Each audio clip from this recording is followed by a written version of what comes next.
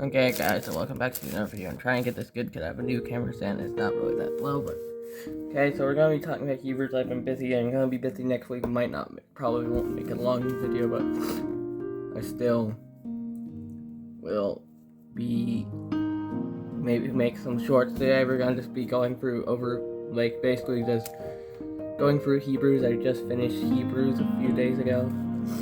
Actually, like a little bit over a week ago, but I was busy and stuff, so I couldn't. Now I'm reading Psalms, but I finished reading Hebrews. So Hebrews, I think, is a lot saying because most people, before Jesus, people were still sacrificing and stuff. And there's one thing is telling them that Jesus was the sacrifice, and there were more sacrifices. I mean, that's one thing that's saying Jesus is our priest. Jesus. Now because Jesus came, we can end all this stuff. We don't have to do sacrifices and all this stuff. The first chapter of Hebrews explains that Jesus is greater than the angels.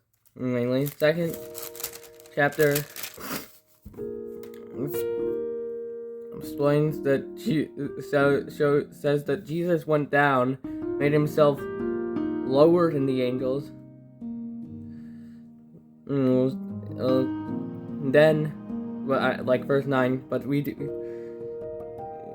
Jesus, who was made a little lower than the angels for a little while, now crowned with glory and honor because he suffered death, so that by the grace of God he might taste death.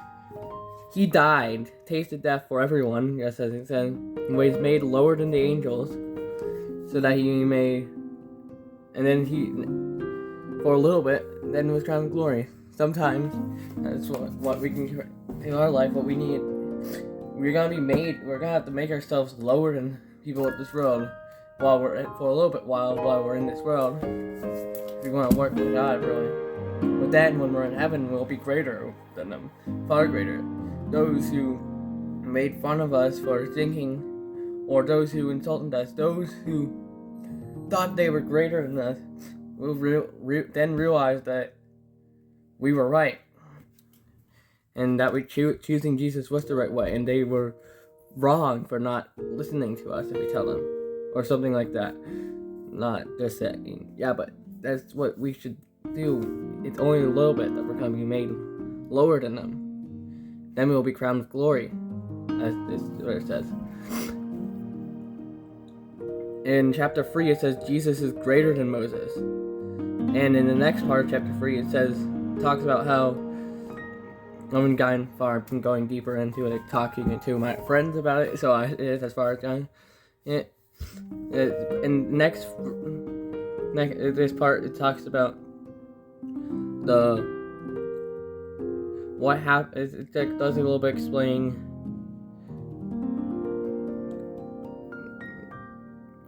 it says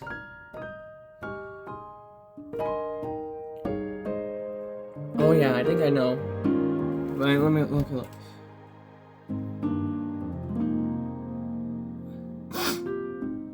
Yeah.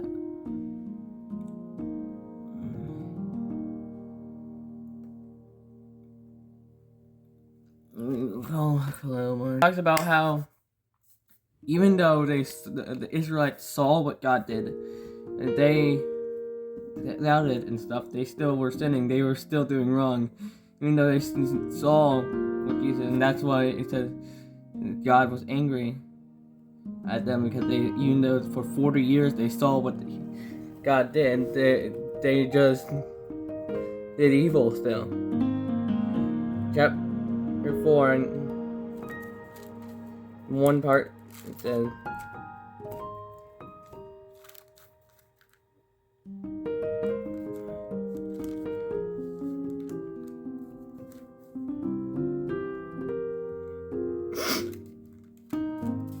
and it says Jesus, and at the end of it says Jesus is a great high priest, and it explains how he's greater than all the high priests in beginning in chapter 5,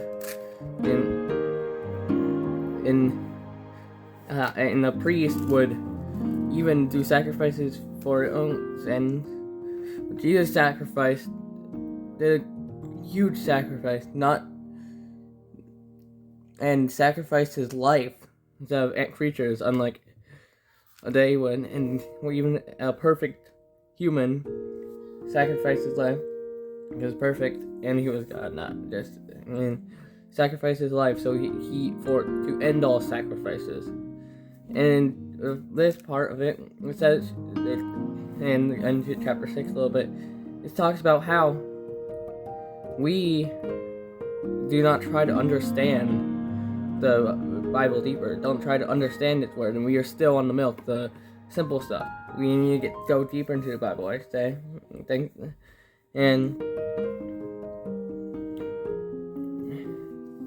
And in some of it says how those us people who have tasted the goodness, have seen the goodness of God, and then we know what it is, but then we are falling away. We're still doing evil, even though we have seen the goodness of God, know what it is, and saying that because of that we are crucifying the Son of God. And I did one thing about this, similar to this. It was before I read this and realized it would have been perfect. Comparing us how, if we claim to be a Christian but do evil, we can destroy Christ, as mentioned in chapter 8, 1 Corinthians. And we are like Judas, destroying Christ, even though Judas was a disciple. He was the worst example of a disciple. And that. Not what do you want that to be what disciples of Christ are known as? Is just known for? That he killed Christ, and we are destroying Christ, destroying Jesus, destroying God if we do evil when we say we're a Christian and do evil. And the last part, it says how certain God's promises, because and explaining that, like how all of his promises God made never failed, and there's people who promises fail, but God's promise has never failed, so why would it fail now? And then it talks about Melchizedek, I think a priest, and it compared Jesus to a priest, but didn't compare him like that. He compared him be better, I think. And then saying that the next few chapters until I think chapter 10 is talking about the high priest, Christ, the new high priest, and saying that it's now don't have to offer. And then chapter 10 says one sacrifice for all and no more Christ has remained. Then one of my favorite chapters, chapter 11, chapter 10, I think also has some thing doing with it. Chapter 11, it's mostly, this is a chapter I read a long time ago before I actually started went through the whole book, and it was when I just started it. I think I did include it in one of my earlier videos, but basically saying that by faith, if all these guys worked through it, all these people in history, and they went all the way to Rahab in so many verses, and they said then even more people, and and for many verses just saying that there's so many people that he doesn't have time to name, to tell about, or all these people that were by their faith worked for God. And these first 3 verses of chapter 12 saying we should look to Christ, get our focus on Christ. And then the next few verses, like verse 13 says talks about how God disciplines children. God disciplines us. And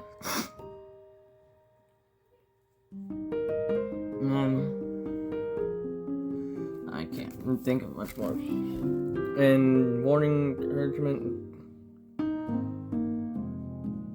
and this one, it talks about how Esau sold what was eternal and a blessing, eternal blessing, to someone for something that's only temporary, some food. And we should not do that, like, where we could have eternal blessing, but we go for something that's temporary. And mountain of fear, mountain of joy is this thing out. I shouldn't read more deeper in this. I'm trying to find out. I just and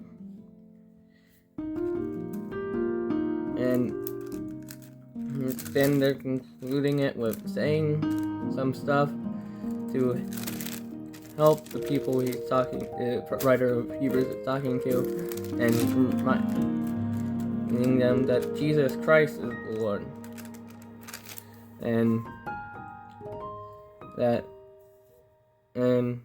should be it. Thank you for watching. Like and subscribe to in the video.